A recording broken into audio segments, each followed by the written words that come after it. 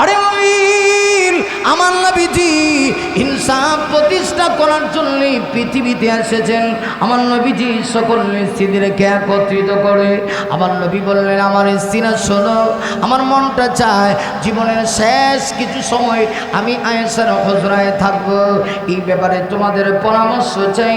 সকল স্ত্রীরা একসঙ্গে সিদ্ধান্ত দিলেন, ইয়া রাসূলুল্লাহ, সমস্যা নাই, আপনি আয়েশার হুজরাতেই থাকবেন। দেখা গেল আম্মা জান আয়েশা সিদ্দিকা রাদিয়াল্লাহু আনহা বলেন, আমি নিজেকে গর্ববোধ মনে করি, নবীজি ইন্তেকাল করেছেন এমন অবস্থায় আম্মা জান বলেন আমার উরুর মধ্যে বিশ্ব নবীজির মাথা মুবারক ছিল। সুবহানাল্লাহ, জোরে বলবেন না। আম্মা জান বলেন আমার নবীজি রাহমাতুল লিল আলামিন ইন্তেকাল করেছেন, তখন আমার উরুর মধ্যে বিশ্ব নবীজির মাথা মুবারক। তাহলে বোঝা গেল নবীজি আম্মা জানের হুজরায় ইন্তেকাল করলেন, আম্মা জানের হুজরায় শুয়ে আছে। এটা হলো নবীদের ব্যাপারে মাসালা। আর পরা যাকে নবী মানে গোলাম আহমদ কাদিয়ানি, এই লোকটা বাথরুমের ভিতরে মারা গেল। নবীদের ব্যাপারে মাসালা যদি হয় যে যেখানে মৃত্যুবরণ করছে সেখানে দাফন করা, তাহলে ওদের কথা অনুযায়ী ওদের নবীকে বাথরুমের ভিতরেই হান্দায় রাখা লাগবে। কথা কোন ঠিক কিনা? আর যে লোকটা বাথরুমে পড়ে মারা যায় সে নবী হতে পারে না, মিথ্যাবাদী হতে পারে। কথা কোন না কেন, ঠিক কিনা? আমার নবীজি যেখানে ইন্তেকাল করছেন রসুল সেখান থেকে উঠবে। এটা হলো নবীদের ব্যাপারে মাসালা। রসুল বলেন আমি আমার স্ত্রী হযরত আয়েশার হুজরা থেকে হাসরের মাঠে আল্লাহর সামনে দাঁড়াবো। শুধু তাই না, নবী যেখানে শুয়ে আছেন আল্লাহর হাবিবের ডান দিকে শুয়ে আছে হযরত আবু বকর। সুবহানাল্লাহ, জোরে। আরে মুমিন, যারা মদিনায় গিয়েছেন তারা বলতে পারে আমার নবীজি রাহমাতুল লিল আলামিন যেখানে শুয়ে আছেন, নবীজির রওজা মুবারকের ডান পাশে শুয়ে আছে হযরত আবু বকর। কারণ আবু বকর সিদ্দিক আমার নবীজির একান্ত সহচর ছিলেন। হযরত আবু বকর আমার নবীকে শুধুমাত্র ভালোবেসেছেন তা না, আবু বকর সিদ্দিক আমার নবীকে এমন ভালোবাসেন পৃথিবীতে এমন ভালোবাসা কেউ দিতে পারবে না। আবু বকর সিদ্দিক আমার নবী দুনিয়ায় থাকা অবস্থায় আমার নবীর জন্য এত ভালোবাসা, এমনকি শুধু দুনিয়ায় থাকা অবস্থায় তা না, আমার নবীজির ইন্তেকালের পরেও হযরত আবু বকর আর আমার নবীর ভিতরে বয়সে খুব বেশি পার্থক্য ছিল না। নবী যখন ইন্তেকাল করে আমার নবীর বয়স ছিল 63 বছর, আর হযরত আবু বকর সিদ্দিকের বয়স ছিল 61 বছর। সুবহানাল্লাহ, কম খুব কাছাকাছি বয়স। নবী যখন ইন্তেকাল করেন আমার নবীজির বয়স কত? 63। আর আবু বকর সিদ্দিকের বয়স 61 বছর। তাহলে আবু বকর সিদ্দিক ছিলেন 2 বছরের ছোট আর নবী ছিলেন 2 বছরের বড়। নবীজি ইন্তেকাল করলেন, আবু বকর সিদ্দিক হয়ে গেলেন মুসলমানদের খলিফা। খেলাফতের আসনে মসনদে হযরত আবু বকর সিদ্দিক বসলেন। সুবহানাল্লাহ। দেখা গেল হযরত আবু বকর আমার নবীজির ইন্তেকালের পরে 2টা বছর হযরত আবু বকর রাষ্ট্র পরিচালনা করলেন। কমই বেশি আবু বকর সিদ্দিক 2 বছর তিনি খেলাফতের মসনদে ছিলেন। ইন্তেকালের আগে হযরত আবু বকর সাহাবীদেরকে ওসিয়ত করে গেলেন, সাহাবীরা রে, আমি বলতে পারি না, আমি না জানি কখন দুনিয়া থেকে চলে যাই, তবে শোনো, আমার যদি ইন্তেকাল হয়ে যায় তোমরা একটা কাজ করবা, আমার ইন্তেকালের পরে তোমরা আমার লাশটা বিশ্ব নবীজির রওজার সামনে নিয়ে যাইবা। সুবহানাল্লাহ, কম বিশ্ব নবীজির রওজা পাকের সামনে আমার লাশটা নিয়ে যাইবা, নিয়ে গিয়া সর্বপ্রথম আমার পক্ষ থেকে সালাম দিবা। দেখবেন নবীজি আমার সালামের জবাব দেন কিনা। আরো আস্তে কর, এতক্ষণে সুবহানাল্লাহর আওয়াজ আপনাদের বাড়ছে। হ্যাঁ, খেয়াল করেন। যদি নবীজি সালামের জবাব দেন তারপরে বলবা আমার পক্ষ থেকে ইয়া রাসূলুল্লাহ, আপনি কি আপনার সহচর আবু বকর সিদ্দিকের উপরে সন্তুষ্ট আছেন? আপনার ইন্তেকালের পরে আপনার অনুপস্থিতিতে আপনার সাহাবী আবু বকর 2টা বছর রাষ্ট্র পরিচালনা করছে। ইয়া রাসূলুল্লাহ, আপনি যদি সন্তুষ্ট হয়ে থাকেন, আপনার সাহাবী আবু বকর বলছে আপনার রোজার পাশে তাকে রেখে যাইতে। আপনি সন্তুষ্ট হয়ে থাকলে রওজা মুবারক থেকে জবাব দিন। যদি জবাব না দেন, আপনার সাহাবী ওসিয়ত করেছে আবু বকর সিদ্দিককে অন্য কোথায় দাফন করতে। সাহাবীরা বলেন আবু বকর সিদ্দিকের ইন্তেকাল হয়ে গেল, জানাজা শেষ, এরপরে আবু বকর সিদ্দিকের লাশ নিয়ে বিশ্বনবীজির রওজা পাকের সামনে গেলাম। সুবহানাল্লাহ। আরে মুমিন, সাহাবীরা বলেন আমরা আবু বকর সিদ্দিক রাদিয়াল্লাহু তাআলা আনহুর লাশটা বিশ্বনবীজির রওজা পাকের সামনে নিয়ে গেলাম। আচ্ছা আচ্ছা ভাই ভাই ভাই, প্লিজ প্লিজ প্লিজ, কোনো রকম খারাপ না, ওর মাইক ভালো, কিন্তু ওই মাইকের সাউন্ডটা দিতে পারছেন, এটা কি করবেন কর? এখন এটা দিতে পারছেন, এটা তো বললে লাভ নাই, জাগার স্পেস। আমি আমি আমি তারপরও তার মাইকের প্রশংসা করতেছি, কারণ আমার কাছে খারাপ লাগতেছে না, ভালোই। তবে ভিতরে হইলে সাউন্ডটা আমি বলে মজা পাইতাম, সমস্যা নাই। এখন তো আমার ওয়াজের হিট উঠছে, আপনারা আমার দিকে তাকান, আর সর্বোচ্চ কয়েকটা মিনিট কথাটার ফিনিশিং, আমি আপনাদের কাছ থেকে বিদায়। কথা কোন ঠিক কিনা? এই জন্য একটু মনোযোগ দেন। সাহাবীরা বলেন যে ইন্তেকালের পরে লাশ নিয়ে গেলাম, সালাম দিলাম, দেওয়ার পরে আমরা তাকায় দেখি বিশ্বনবীজি রওজা মুবারক থেকে সালামের উত্তর করলেন। আরো জোরে বলেন না। শুধুমাত্র নবীজি সালামের উত্তর দিলেন তা না, সাহাবীরা বলেন এমনিতেই দেখি নবীজি রওজা মুবারক থেকে জবাব দিয়া বললেন আদখুলিল হাবিবা ইলাল হাবিব। তবে আমার ডেকে বলে সাহাবীরা রে, আমাকে আমার বন্ধুকে আমার কাছে শোয়া যাও। আবু বকর সিদ্দিক দুনিয়াতে আমার জীবনের সাথী ছিল, আজকে থেকে আমার রওজা মুবারকের সাথী। আবু বকর আমার ইহকালের সাথী, শুধু তা না, রওজা মুবারকের সাথী। কিয়ামতের কঠিন ময়দানে আমি যেই দিন উঠব, হাদিসে আসছে নবী বলেছেন আমার ডান দিক থেকে হযরত আবু বকর উঠবে, আর আমার বাম দিক থেকে উঠবে সাইয়্যিদুনা হযরত ওমর ইবনুল খাত্তাব রাদিয়াল্লাহু তাআলা আনহু। একটু খেয়াল করে দেখেন, হযরত ওমর আমার নবীর ইন্তেকাল করার পরই আবু বকর 2টা বছর রাষ্ট্র চালাইল। আবু বকর ইন্তেকাল হয়ে গেল, হযরত ওমর খলিফার মসনদে বসে গেল। হযরত ওমর এমন খলিফা, পৃথিবীর ইতিহাসে এমন খলিফা আর আসবে না, এমন বাদশা পৃথিবীর ইতিহাসে আর আসবে না, যার আওয়াজ শুনলে বাতিলের গায়ে কম্পন সৃষ্টি হইত। কতক্ষণ না কেন ঠিক কিনা?